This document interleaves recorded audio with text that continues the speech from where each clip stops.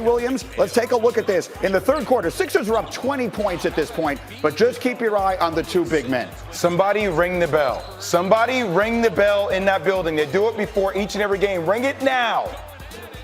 They're going at it, and as you see, that's like 15 feet worth of man that are right now getting tangled up under the basket, and everyone's jumping in there to try and set them apart. Very quickly, Embiid is back on his feet, but Karl-Anthony Towns was not. And they take a closer look.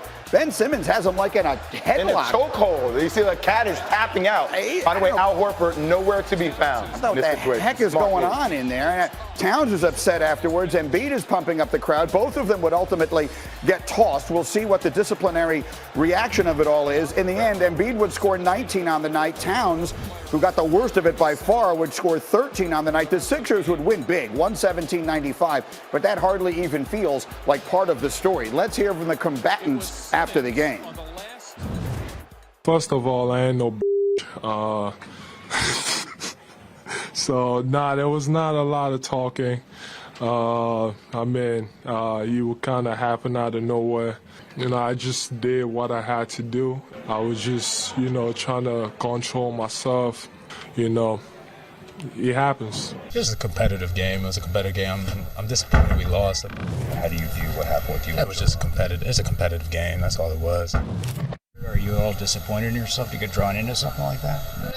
It was competitive. Did you take a swing at him, or are you trying to get him in a headlock? This is competitive. It's competitive basketball that was being played. All right, so someone obviously said, just say it was a competitive game. I can tell you that the talk went on late into the night on Instagram with both of them going back and forth with some pretty nasty stuff. But I've got Jay here and I've got Woj in Bristol. Woj, what can you tell us about the way you think the league will react to this fight last night? Greeny, what's going to be interesting is are the Sixers, Joel Embiid, Ben Simmons, the officials after the game declared Ben Simmons as a peacemaker in this altercation. That is not, I'm told, how Minnesota saw that. The chokehold he had on Towns when he was laying on the floor, how the league interprets that, evaluates that. And then, the press conference after, the social media late into the evening, is that factored into the penalty intent, any kind of contrition about what happens? This is going to be an interesting one for the league to sort out, but I think you're looking at multiple games, probably for both players. Does Embiid and does Simmons get any kind of discipline in this? But clearly Embiid and Towns are going to miss multiple games. Now, you referenced it, and I mentioned it briefly as well, and we can put these social posts up here. We're going to have to blur almost all of it because there's a lot of language in this that is certainly not suitable for our program, but you can see a little bit of it in there. Again, Embiid throwing major shade in the direction of Karl-Anthony Towns, and Karl-Anthony Towns responding very much in kind. And so, Jay, I will come to you. I don't mean to laugh, but I mean, my goodness. Jay, what do you make of what we saw last night, again, on the floor and then on into the night? Are you not entertained? Is this not why you are here? All these old heads, everybody's saying, well, you guys are way too friendly. AAU basketball, everybody likes each other. You follow each other. You DM each other. Well, welcome back to real 90s basketball. This is real 90s basketball. Karl-Anthony Towns is a guy that's been putting up MVP numbers in the first 4 or 5 games of the regular season.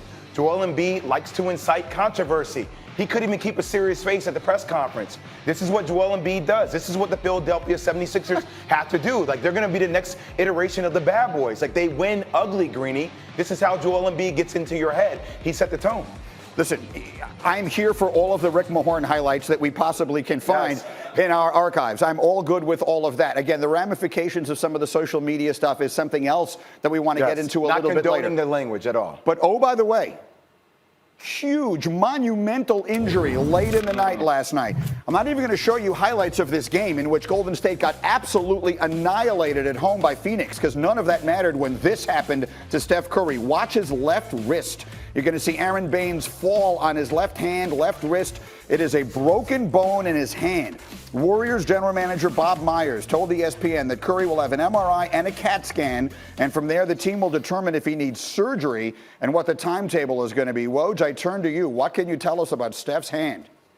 Well, as Bob Myers said, they're going to do more imaging today on the hand and get a better idea of how long he's going to be out. But I don't think anybody in Golden State expects him back, any sooner than a couple months. And, what it means is Bob Myers, he's going to be spending a lot of time on the road scouting this season because they'll have an opportunity to have a very high draft pick. Remember, in the D'Angelo Russell, Kevin Durant sign and trade, they sent their first-round pick this year to Brooklyn, but it's protected 1 through 20. And I think it's safe to say that Golden State will keep that pick, and they'll have an opportunity, I think, to draft very high and then bring back a team next season that's healthy with Klay Thompson, Steph Curry, and use their mid-level exception in free agency, and try to be competitive again in the Western Conference. It's a very reasonable way to look at it. Woj, outstanding as always. Thank you, my man. And we'll come back to you as anything further develops. Jay, it feels like there were really two stories here. Yeah. One of them is what the future of the Warriors looks like, and I get that piece of it. The other is there's a terrible break for the NBA and for one of the most popular and marketable stars.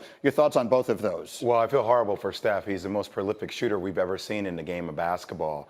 But I will say this as it relates to the Golden State Warriors. People say, I heard a lot of fans last night, well, they should tank.